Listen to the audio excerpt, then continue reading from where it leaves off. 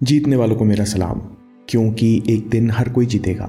दोस्तों, इस वीडियो में दो खास रिसर्च है जो डाइट, मेंटल एनर्जी और सक्सेस के प्रति आपकी सोच बदल देंगी। पहली रिसर्च के बारे में बॉब आर्नो अपनी किताब में कहते हैं कि लोग सालों से मानते आए हैं कि दिमाग की अलर्टनेस बढ़ाने के लिए और मूड अच्छा करने के लिए उन्हें किसी प्रकार के ड्रग्स की ज़रूरत है। आज मार्केट साइकोट्रोपिक ड्रग्स या ब्रेन इनहेंसिंग ड्रग से भरा हुआ है। फिर न्यूरोसाइंटिस्ट की सोच में बड़ा बदलाव तब आया जब देखा गया कि सही न्यूट्रिशन और सही खाना दिमाग में सही न्यूरोट्रांसमीटर्स का उत्पादन बढ़ा सकता है।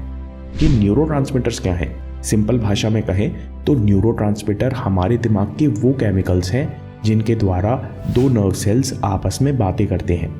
कोई न्यूरोट्रांसमीटर अलर्टनेस और मूड बढ़ाते हैं, कोई भूख, और कोई न्यूरोट्रांसमीटर्स अच्छी नींद वाले सिग्नल लेकर चल रहे हैं।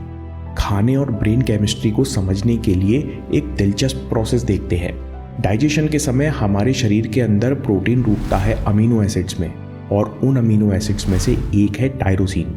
टायरोसिन का उपयोग अलर्टनेस वाले न्यूरोट्रांसमीटर बनाने में होता है, जिनमें डोपामिन और नॉरेपेनेफ्रिन मुख्य है। बॉम्बर पायलट्स जिन्हें रात के अंधेरे में यानी नींद के समय प्लेन उड़ाने होते हैं, उन्हें अलग से टायरोसिन का इंजेक्शन दिया जाता है। इतना काबिल है हमारा और अलर्टनेस का दोस्त टायरोसिन। लेकिन टायरोसिन को दिमाग तक पहुंचने के लिए बाकी अमीनो एसिड से कंपटीशन करना पड़ता है। टायरोसिन का सबसे बड़ा दुश्मन है ट्रिप्टोफैन, जो कि कार्बोहाइड्रेट्स में पाया जाता है। ट्रिप्टोफैन ऐसा वैसा दुश्मन नहीं है, यह अलर्टनेस पर दो तरफा वार करता है। पहला, टायरोसिन को दिमाग तक पहुंचने नहीं देता, जिससे आपकी अलर्टनेस गिरती है। दूसरा, ट्रिप्टोफैन सेरोटोनिन बनाने में काम आता है। सेरोटोनिन एंटी डिप्रेसेंट की तरह काम करता है और आपके दिमाग को शांत करता है। अगर आपकी डाइट में कार्बोहाइड्रेट ज़्यादा हो जाए तो ट्रिप्टोफैन आपको भरी ग्लास में सुलाने की क्षमता रखता है। आयुर्वेद में कहा गया है कि जिसको पता है क्या खाना है, कब खाना है और कितना खाना है, उसे कोई दवाई की ज़रूरत नहीं पड़ती। इसी बात को डॉक्टर किताब में कहते हैं कि खाना सच में दवाई है। पहली रिसर्च ये साबित करती है आप सही डाइट लेकर न्यूरोकेमिस्ट्री को प्रभावित कर सकते हो। फूड्स आर पावरफुल मेडिसिन, और दवाइयों की तरह ही इनकी टाइमिंग भी मायने रखती है। इसलिए डॉक्टर कहते हैं फीड फॉरवर्ड ईटिंग। जो भी आप खाओगे उसका असर डाइजेशन के साथ आप पर दिखने लगेगा। आप खाने को सही से प्लान करें तो आप खाने की मदद से भूख लगने से पहले यानी ओवर ईटिंग करने से पहले उसे कंट्रोल कर सकते हो। थकान होने से पहले आप अलर्टनेस और एनर्जी के ज़रिए अच्छा महसूस कर सकते हो। दोस्तों, हमने अभी तक मूड और एनर्जी शब्दों का बार बार प्रयोग किया क्योंकि ये शब्द दूसरी बड़ी रोचक रिसर्च से जुड़े हुए हैं। 1980 में पाया गया कि जब आपका मूड अच्छा होता है तब आप फिजिकल और मेंटल एनर्जी का आसानी से प्रयोग कर सकते हैं। असल में एनर्जी वही है, लेकिन उपयोग करना आसान हो जाता है। Mood increases your access to energy, इसलिए आपके मूड का तत्काल असर आपके सोचने की क्षमता पर होता है। रिसर्च में ये भी देखा गया कि जितनी भी हाई अचीवर्स हैं, इनके पास बाकियों से ज़्यादा मेंटल एनर्जी होती है।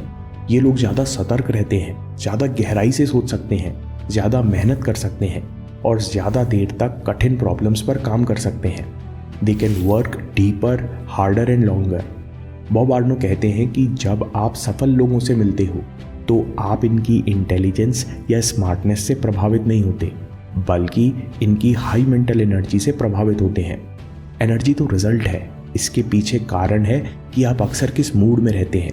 Mood is equal to mental energy is equal to आपकी सफलता, और इन सब को प्रभावित करने का एक बहुत कारगर तरीका है डाइट। अब कुछ टिप्स की बात करते हैं। पहली 5 tips high protein low carb diet की विभिन्न एप्लीकेशंस पर आधारित हैं। Tip number 1, start with protein. Protein इस तरह से मेटाबोलाइज होता है कि इसे खाने से आपको संतुष्टि जल्दी होती है और देर तक भूख नहीं लगती। इसलिए अगर आपको ओवर ईटिंग से बचना है तो आप हाई प्रोटीन सैलेड जैसे स्प्राउट सैलेड से लंच और ब्रेकफास्ट की शुरुआत कर सकते हैं। दूसरा टिप, अवॉइड कैफीन।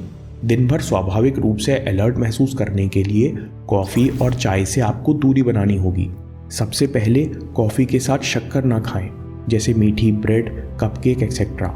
शक्कर और कैफीन के कारण आपको अगले 5-10 मिनट तो अच्छा लगेगा, लेकिन फिर पहले से भी बुरी हालत हो जाएगी। जो लोग दिन में कई बार हाई शुगर और हाई कैफीन के आदी हो जाते हैं, ये लोग पूरे दिन थकान यानी क्रॉनिक फटीग महसूस करते हैं। टिप नंबर 3 है replace coffee with breakfast. Bob आर्नो कहते हैं कि सुबह सुबह बिना चाय या कॉफ़ी के अगर आपको थकान बनी रहती है, यानी आपको कैफीन या चाय का एडिक्शन है, तो सुबह उठकर आपको हाई प्रोटीन नाश्ता करना चाहिए। फिर 20 मिनट रुककर देखें, आपको कॉफ़ी की उतनी ज़रूरत नहीं होगी और धीरे धीरे ये आदत छूट जाएगी। Tip number 4 breakfast for high performance. जब आप नाश्ता करें तो वो हाई प्रोटीन का हो, जिससे आप लंच तक अलर्ट रहेंगे। सोया मिल्क, टोफू में सबसे अधिक टायरोसिन होता है। स्प्राउटेड मूंग और चनों में भी प्रोटीन और कार्ब्स का अच्छा रेशो होता है और हाई फाइबर के कारण कार्ब्स धीरे धीरे रिलीज होते हैं। Tip number 5 fruit for work. नाश्ते के बाद आपने जमकर काम किया, फिर अगर 2 घंटे बाद भूख लगती है तो इसे इग्नोर मत कीजिए। दिमाग सच में कुछ और कैलोरीज चाहता है। ये फल खाने का सही समय है। एक एप्पल या छोटा सा केला आप बैग में लेकर चल सकते हो। Tip number 6 lunch. Circadian rhythm के साथ दोपहर तक हमारी अलर्टनेस अपने आप धीरे धीरे कम होना शुरू हो जाती है, लेकिन ये धड़ाम से नीचे नहीं गिरती। इसलिए इस बात में कोई संदेह नहीं कि हाई प्रोटीन, लो कार्ब और लो फैट लंच आपको बिना चाय कॉफ़ी के 4 साढ़े 4 बजे तक तरोताज़ा रख सकता है। टिप नंबर 7 है लो फैट। हाई प्रोटीन के साथ लो फैट क्यों? क्योंकि हाई फैट प्रोटीन के अच्छे असर को डिले और डाइल्यूट करता है। इसलिए ब्रेकफास्ट और लंच में लो फैट होना ज़रूरी है। तले हुए खाने से सख्त बचिए। अपने अनुभव के अनुसार आपको पता है कि दिन के कौन से समय आप लो एनर्जी महसूस करते हैं। जैसे ऑफिस में काम करने वाले अधिकतर लोग शाम को 5 बजे के आसपास एनर्जी डिप महसूस करते हैं। फिर लोग इस समय स्ट्रेस ईटिंग भी करते हैं। आपने भी देखा होगा कि दिन भर की थकान के बाद आप शाम को घर आकर ओवर ईटिंग कर लेते हो।